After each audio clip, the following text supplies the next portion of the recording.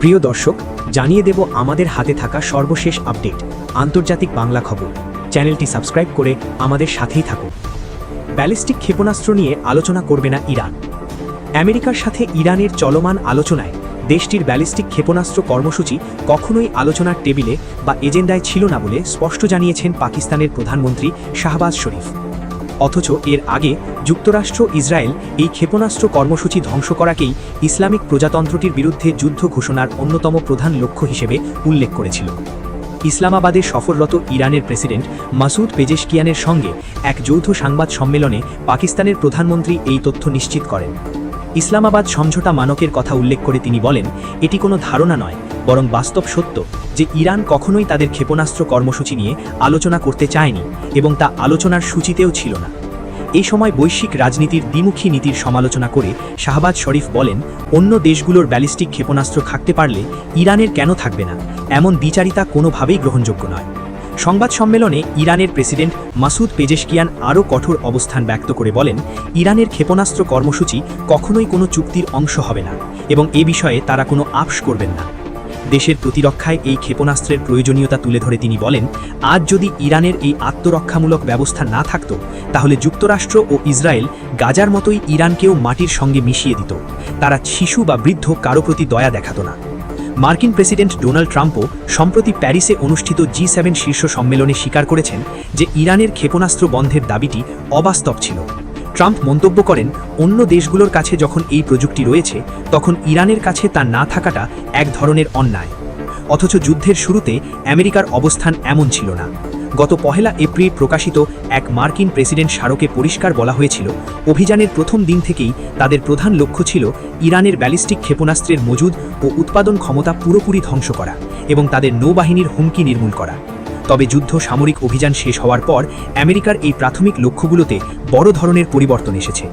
শাসন ব্যবস্থার পরিবর্তন, ক্ষেপণাস্ত্র কর্মসূচি ধ্বংস কিংবা ইউরেনিয়াম মজুদ জব্দ করার মতো মূল উদ্দেশ্যের একটিও অর্জিত হয়নি।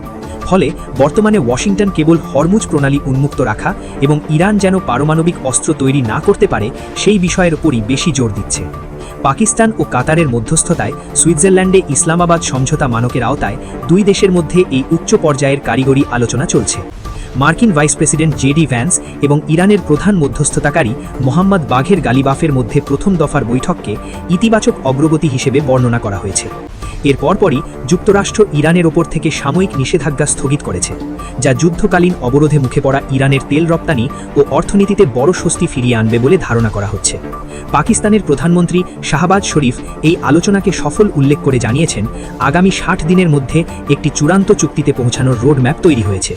এই সমঝোতা মানকের আওতায় লেবানন সীমান্তেও শত্রুতা অবসানের প্রতিশ্রুতি রয়েছে, তবে তা বাস্তবায়ন করা বেশ কঠিন হয়ে দাঁড়িয়েছে।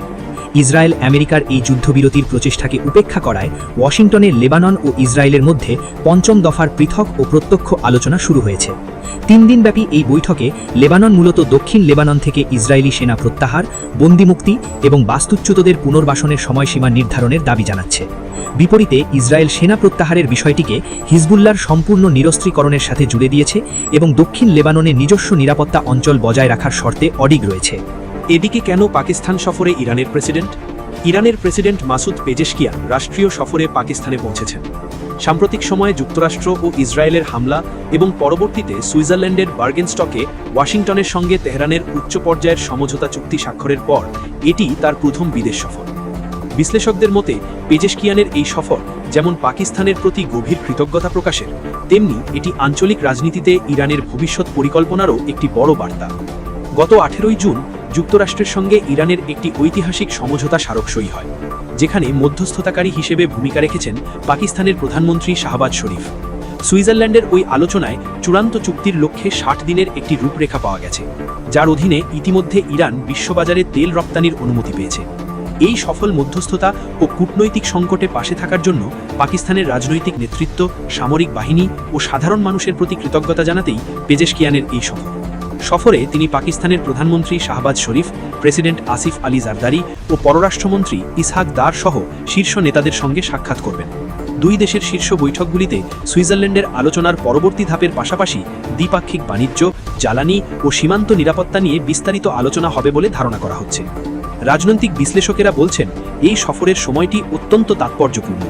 2015 সালের পরমাণু চুক্তির মতো এই সমঝোতা নিয়েও ইরানের অভ্যন্তরীণ রাজনীতিতে নানামুখী বিভাজন দেখা যাচ্ছে। এমন পরিস্থিতিতে দেশের ভেতরে নিজের রাজনৈতিক অবস্থান শক্ত করতে এবং আঞ্চলিক সমর্থন বাড়াতে পেজেশকিয়ানের জন্য এই সফর অত্যন্ত জরুরি ছিল। অন্যদিকে এই সফরের মধ্যে দিয়ে পাকিস্তান কেবল একটি সাধারণ বার্তাবাহক দেশ হিসাবে নয়, বরং এই অঞ্চলের একটি অন্যতম শক্তিশালী ও স্বীকৃত মধ্যস্থতাকারী হিসাবে নিজের কূটনৈতিক মর্যাদা প্রমাণ করল। ইরানের সাবেক কূটনৈতিকদের মতে পেজেশকিয়ান এই সফরের মাধ্যমে প্রমাণ করছেন যে ইরানের এই কূটনীতি কোনো আত্মসমর্পণ নয়, বরং আঞ্চলিক বন্ধুদের পাশে নিয়ে নিজেদের সার্বভৌম অবস্থান বজায় রেখেই তারা বৈশ্বিক রাজনীতিতে যুক্ত হচ্ছে। সবশেষ জানিয়ে দেব, যুক্তরাষ্ট্রকে ছাড়াই ইরানের সঙ্গে যুদ্ধ করবে ইসরায়েল। তেহরানের পরমাণু কর্মসূচি ও আঞ্চলিক শক্তির মোকাবিলায় মার্কিন যুক্তরাষ্ট্রের ওপর নির্ভর না করে ইসরায়েল এককভাবে সামরিক পদক্ষেপ গ্রহণ করতে পারে বলে হুঙ্কার দিয়েছেন দেশটির জাতীয় নিরাপত্তা মন্ত্রী ইতামার বেন গভির। ইসরায়েলের স্থানীয় গণমাধ্যম চ্যানেল 7 নিউজকে দেওয়া এক বিশেষ সাক্ষাৎকারে জাতীয় নিরাপত্তা মন্ত্রী ইতামার বেন গভির মার্কিন প্রশাসনের বর্তমান কূটনৈতিক অবস্থানের তীব্র সমালোচনা করে সরাসরি বলেন, আমেরিকানরা খুবই সাধারণ বা বোকা যদি তারা মনে করে যে ইরানিরা তাদের পারমাণবিক কর্মসূচি পরিত্যাগ ও বাতিল করবে এবং ইসরায়েলকে ধ্বংসের স্বপ্ন ত্যাগ করবে। তিনি আরও স্পষ্ট করে বলেন, এই ইরানি হুমকির মুখোমুখি হওয়া এবং তার বিরুদ্ধে একাই পদক্ষেপ নেওয়া ইসরায়েলের নিজস্ব দায়িত্ব। মন্ত্রী ইতামার বেন গভিরের এই বিস্ফোরক বক্তব্য মূলত এমন সময় সামনে এলো যখন মার্কিন যুক্তরাষ্ট্র ও ইরানের মধ্যে আন্তর্জাতিক মধ্যস্থতায় একটি অন্তর্বর্তীকালীন শান্তি চুক্তি কার্যকর করার প্রচেষ্টা চলছে। তেল আবিবের কট্টরপন্থী এই মন্ত্রীর এমন অবস্থান পরিষ্কার করে যে তেহরানের পারমাণবিক সমৃদ্ধিকরণ প্রতিরোধের প্রশ্নে ওয়াশিংটনের বর্তমান নরম কূটনৈতিক কৌশলের সাথে ইসরায়েলের অভ্যন্তরীণ নীতি নির্ধারকদের একটি বড় অংশের গভীর দ্বিমত ও কৌশলগত ফাটল রয়েছে।